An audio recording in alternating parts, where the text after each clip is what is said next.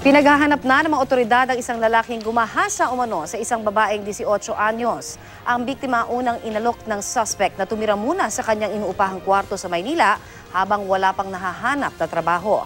Balitang hatid ni Rida Reyes.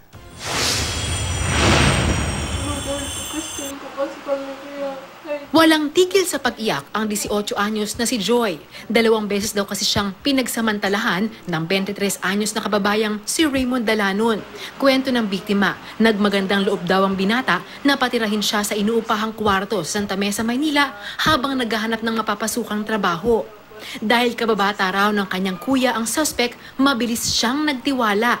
Gusto ko sumigaw kaya lang may kutsilyo po siya na tinututok sa akin kaya nawala na po ako ng lakas ng loob. Umiyak po ako, nagmamakaawa po ako sa kanya na huwag niyang gagawin sa akin yun. Tapos pero wala lang po siyang sinasabi.